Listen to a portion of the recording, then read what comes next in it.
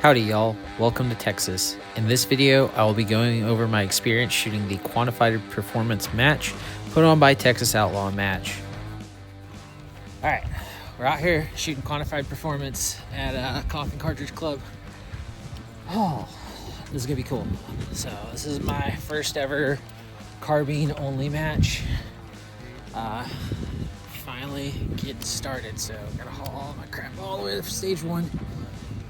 Shooting my American Defense, the Trigicon, what was it, AccuPower, I don't know, whatever turned into the Credo, and we'll see how this goes. So here I'm explaining how I had my dope written down on that arm and trying to point out the different targets we're going to be shooting at. Here I actually made an error not shooting that first one I pointed at. The way I did my dope, I took directly from a video from X-Ring where he talks about getting your dope for all your targets and then dialing to your nearest and then knowing your new hold for everything subsequent after that. Left to right, go low, X, and then have to shoot somewhere else off of the platform. There on the left is that bowling pin I'm trying to show y'all. And one thing I learned is that really you just need a good pair of binoculars to help spot out here. I had bought a spotting scope right before this and I didn't even bust it out. I and everyone else pretty much just used binoculars on a bag, and it was real easy to just shift from target to target whenever you were trying to help spot.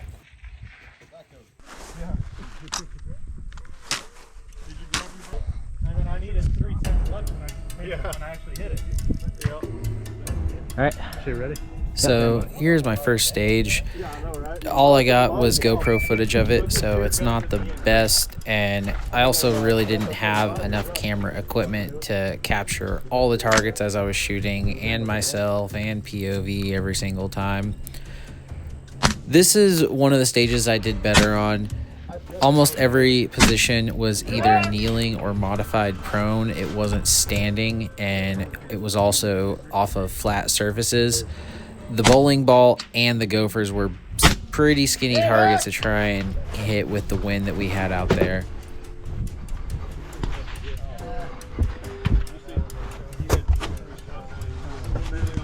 Takes me a while to get dialed in with some of this wind, but eventually I make my hits, and I really thought I was going to finish this stage, but I barely time out at the very end.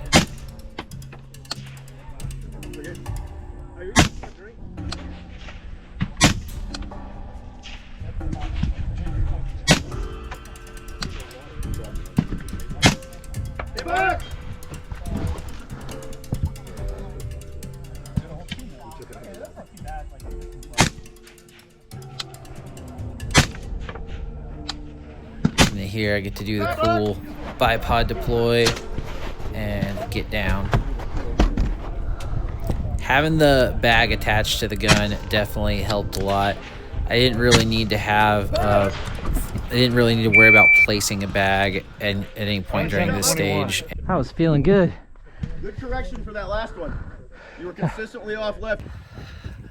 Okay, that was a ton of fun.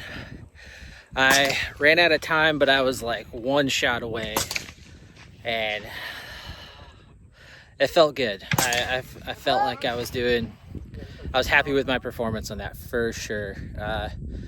The first target's real hard to see your hits because it's just nothing but brush behind it. So yeah. Oh, and I didn't even know that I was up next. I was just spotting and didn't realize. But dude, can't wait for the next 7. So left, right here, right, left here, left, right there, right, left here, left, right there. Just always re-engage after the move. I think so. Stand by. On stage 2 here, started this stage off not even aiming at the correct target. I just put my gun down and looked straight ahead, and that's something I really need to pay attention to, is remembering where to go. I did that a couple times during this competition where I just slapped my gun down and immediately started aiming forward instead of knowing what I was supposed to be looking at. One of the targets is through that mesquite bush, so I lose a lot of time trying to find it. Later on in the stage, I end up just shooting where I think it is and make a hit or two on it, but it really wasn't a solid hit, and I could not see that target at all. Dude, I cannot see that at all. Now, here's the thing about paint. You can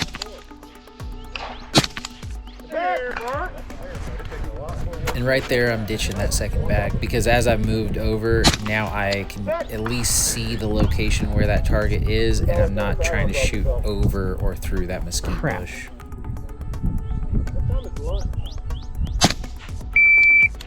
89-29. anytime you want to make it. Oh, this Right. you can see why I said Stand by. what the hell. Yeah, it's my favorite bag. I want another one in that, the light fill for hunting. Yeah. This was another stage I felt really good on. So we could start in this square and then shoot from any circle and then had to shoot from the chain. And a lot of guys were going straight from this square to the very first circle there on the right. And I felt like that was a little too high. I wanted to prioritize getting in a lower, more stable position. So I went as far over as I could to this circle right next to the chain, and kneeling low, got super stable. I was able to make hits pretty well.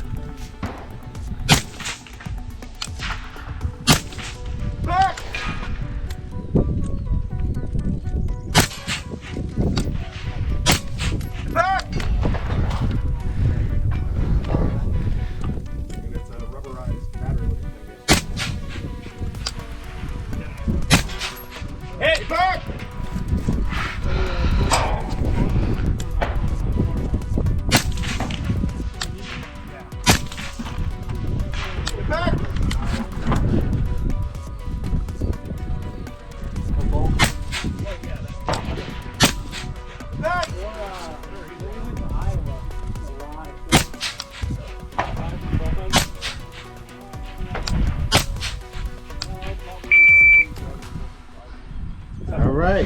Do it with like a 12.5 or an 11.5. So far, I haven't seen a distance. I don't think you could. I mean, would it take a little bit?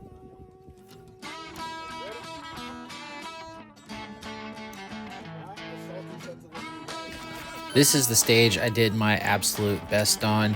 I actually would have won it if I had been faster getting this bolt closed, but that's something I'm still not used to. I'm usually just running an AR chambered on safe with everything I do, and having to get in position and drop the bolt is just something I'm not used to. One thing I quickly learned in this stage was prioritizing hard support over soft support. Most guys either didn't have a bipod or had their bipod up, placed a bag down, and were only on that one soft support, only one point of contact. But with all of these, with the culverts, with the car, I was able to get bipod down and get buttstock grips, something touching some sort of other hard support, and I was able to stay super rock solid as I was shooting. There was almost no wobble as I was pulling my shots.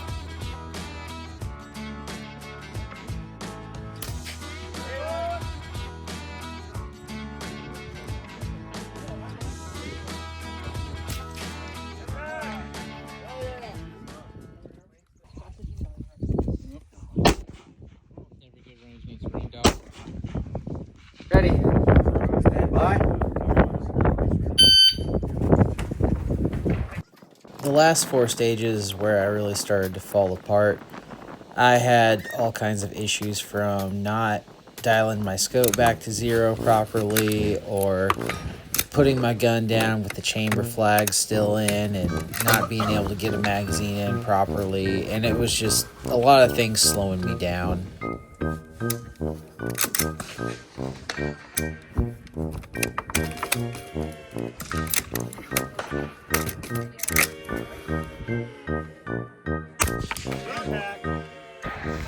Okay, in line for stage 7 out of 8. Going slower than we want, but it's still a ton of fun. So spotting setup here, tripod with the sun shadow platform, the rando bag, and my binos. Yeah, dude, this is awesome.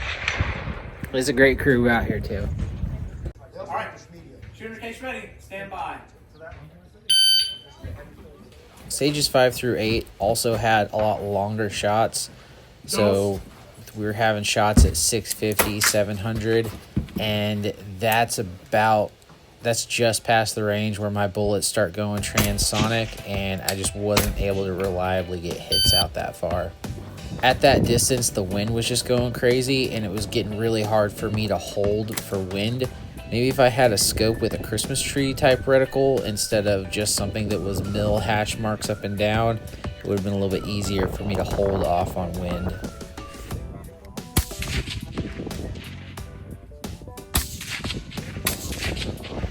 Overall, Jordan and Jake put on a really good match, and even they had some lessons learned. They realized that a lot of the targets they put out were a bit ambitious for some people to hit, and there were just a lot of people timing out on almost every stage. So they're going to come back next time and do a lot more bigger targets, some more close-up targets, but still have some that are going to be out there and challenging you as well. It was a ton of fun. It was great to get pushed.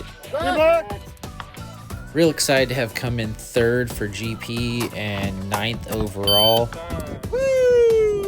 It's a bit of a validation of my skills, but also just a fun opportunity to get out there, run a gun, and have fun.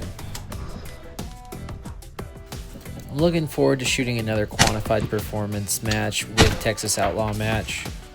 CCC is a really cool facility, and the opportunity to push an AR out past practical distance is a ton of fun. In the meantime, y'all shoot your guns, shoot your bows, sign up for any kind of match of any skill. Test yourself, validate your skills, and see where you need to train and practice so you can perform better. Remember y'all, get out there, kill and eat. Have a good one. Thanks.